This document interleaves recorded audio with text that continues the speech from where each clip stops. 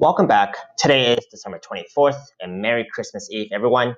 On this post, I'll be telling you about the overall crypto markets really quickly before diving into Algorand, ALGOUSD, see what has changed since the last time I have spoken. I'll be telling you about the bullish and bearish case scenarios for today, as well as the short-term price prediction on this market according to what I'm seeing on the charts.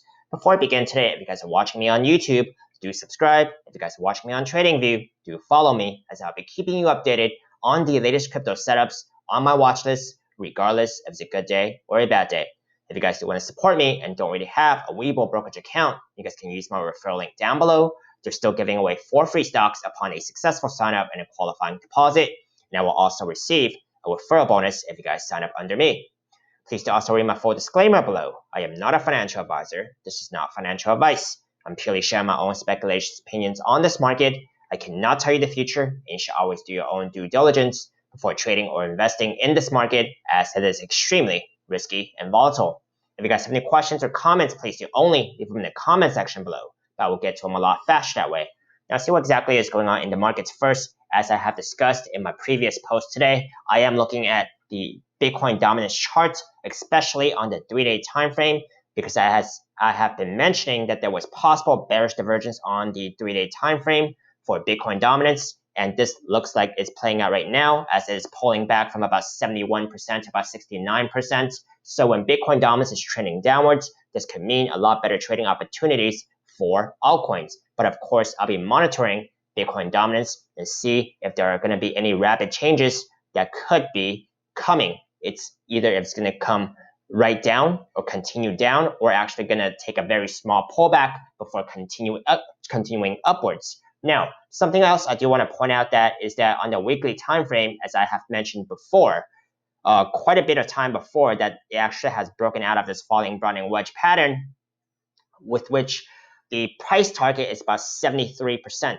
So let's see if the price action on Bitcoin dominance is going to take a small pullback before continuing towards a higher price level at about 73%, going to meet that measured target, or is it actually going to pull back down and sustain back down for some time, which could mean better trading opportunities for altcoins. I'll be monitoring this very carefully even before actually looking at any altcoin markets. Now let's take a look into Bitcoin price action and see what exactly is going on in here. Bitcoin price action looks pretty stable right now. It actually does look like the price action now has formed more of an ascending triangle pattern, which is a bullish pattern. Let's see if this actually holds. If this does not hold, then I'll be looking at the 12-hour 21 simple moving average, currently about 22.6K, as the next level of key supports. So I'll be paying very close attention to Bitcoin dominance and Bitcoin price action. Nevertheless, before even looking at any altcoin markets right now, to avoid another catastrophe like yesterday. Now, let's take a look into Algorand now. Now, Algorand, I did mention that I had a position open here, and I mean, it pulled back quite a bit for me, but I'm still holding here. Even after I've opened my position about 37 cents, I do still think, in my own opinion, that this is a very solid pattern until, of course, it gets invalidated. But right now, I still do think it is valid. It is validated.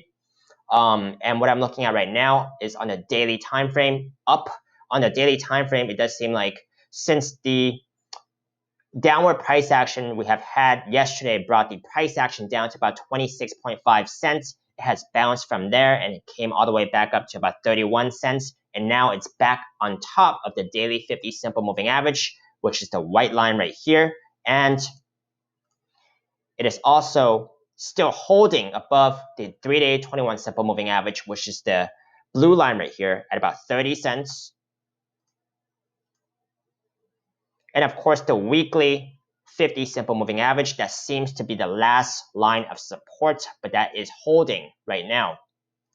So what I'm looking for here, of course, is for the price action to at least stay above these moving averages I just mentioned, which are pretty consolidated around the 30 cents area. If price action actually breaks below this zone right here, so below the daily 50, 3-day 21, and weekly 50, then what I'm looking for as final support before possibly invalidating this inverse head and shoulders pattern is about the 27 cent area, which is basically parallel with this left shoulder right here. If the price action actually closes below about 27 cents, then it's going to look like the right shoulder is going to end up lower than this shoulder right here, which would not look as right and as validated for a inverse head and shoulders pattern. And then I would actually have to actually chart something else if that is the case. Now, let's talk about this inverse head and shoulders pattern right here. This inverse head and shoulders pattern, like I said, the measure target is still about 50 cents, may or may not be reached. Some major resistances along the way would still be the 43 cent area, and of course, the about the 50 cent area as well, which is basically the 0.5 fib level. So measure target, again, about 50 cents, may or may not be reached. Major resistance between that the breakout point and the measure target is about the 43 cents, and finally the 50 cents fib levels. Now, I also do want to mention that the neckline of this of this inverse head and shoulders pattern is about 36 cents, which would include the 3-day 50 simple moving average right below it, right below the neckline. So when the price action actually breaks above the neckline, this would tell me there's not going to be any lingering moving averages that could be acting as overhead resistance, at least major moving averages on these higher time frames. So that is still my evaluation of the situation right now. Let's take a look into the bullish case scenario. Bullish case scenario, of course, if the price action can start breaking back on top of these moving averages again, starting from the daily 21, the daily 200, and then finally working to actually break on top of this neckline about 36 cents. That would be the bullish case scenario if it actually breaks out on this swing. Now, of course, also have to be taking into consideration of Bitcoin dominance and Bitcoin price action, as that could have a major effect on altcoins. Now, let's take a look into the bearish case scenario.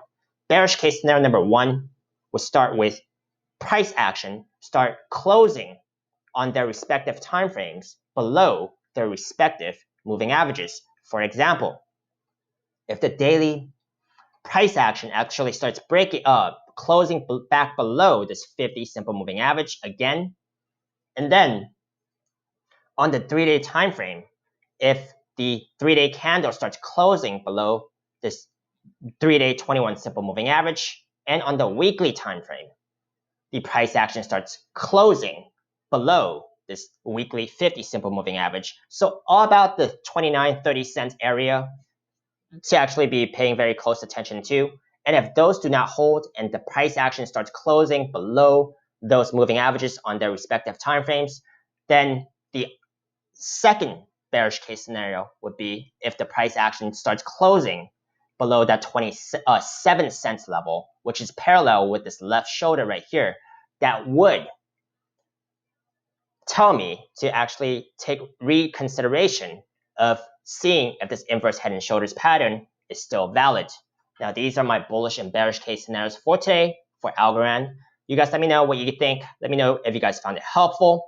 Let me know your agreements, disagreements, feedback. I would love to hear them. Hope you guys found this post helpful and you guys manage your risk carefully. And if you guys would like to see any more of my most recently uploaded videos on YouTube, you guys can check out my links up here on YouTube. See you next time.